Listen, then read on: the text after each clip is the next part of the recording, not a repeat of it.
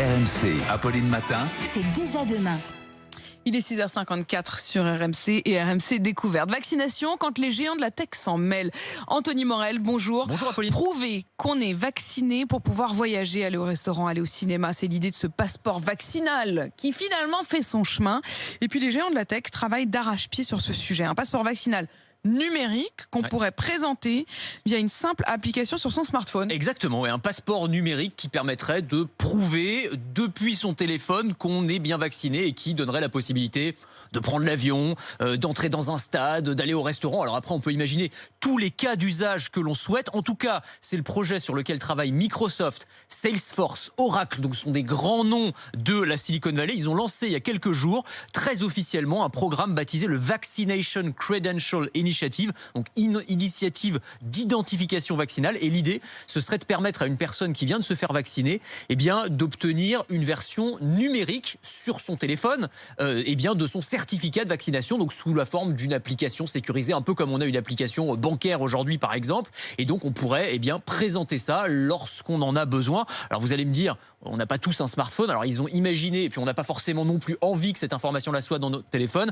Ils ont imaginé un système aussi à base de QR code qu'on pourrait imprimer sur une carte ou sur un bout de papier, donc un petit code barre numérique qu'on pourrait présenter lorsqu'on doit prouver que l'on est bien vacciné. Alors évidemment, c'est un sujet qui va faire débat. Déjà, le passeport vaccinal, ça fait débat. Mais alors si vous ajoutez une couche de numérique, là, on est carrément dans l'orwellien. Enfin, beaucoup vont dire ça. D'autres diront que c'est la condition sine qua non si on veut reprendre une vie normale le plus rapidement possible. C'est ce que feront nos voisins, parce que s'ils le font, on aura énormément de mal à ne pas suivre.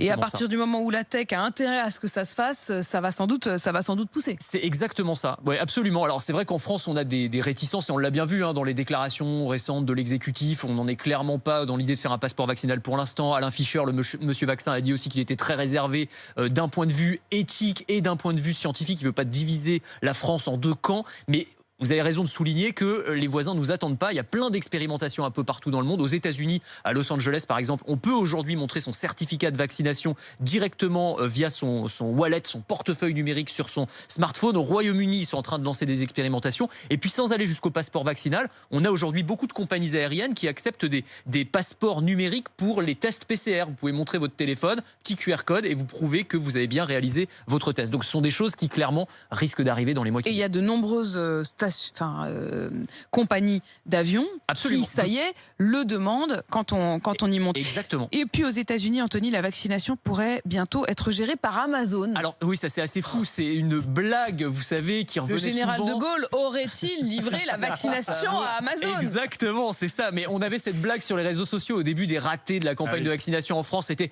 mais laissez faire Amazon, eux au moins ils savent gérer les stocks. C'est peut-être ce qui va se passer aux États-Unis. Amazon a envoyé une lettre à Joe Biden pour proposer de mettre à disposition sa puissance logistique, son savoir-faire opérationnel, ses entrepôts aussi, pour la vaccination. Alors il y a une petite arrière-pensée quand même, parce que Amazon n'est pas complètement une entreprise philanthropique, c'est que les salariés, les 800 000 salariés d'Amazon aux États-Unis soient vaccinés le plus rapidement possible, eux qui sont en première ligne parce qu'ils sont dans les entrepôts, ils sont dans les supermarchés, ils sont dans les data centers. Mais voilà en tout cas ce que propose Amazon à Joe Biden. Puis comme Amazon est un peu dans le viseur des autorités américaines pour abus de position dominante, ça fait pas de mal non plus. Ils montent un peu patte blanche, s'ils peuvent aider. Le premier jour, envoyer un petit message de gratitude à l'administration Biden, ça fait pas de mal non plus. C'était leur manière de lui dire bienvenue. J'attends le vaccin Amazon Prime, moi, personnellement. Le vaccin Prime. Mais c'est tout le problème, c'est que ça va devenir un truc monnayable. C'est-à-dire qu'il y a un moment où il y aura des passe-droits, où il y aura ceux qui sont prêts à payer plus cher. Sans aller jusque-là, mais si c'est juste mettre à disposition,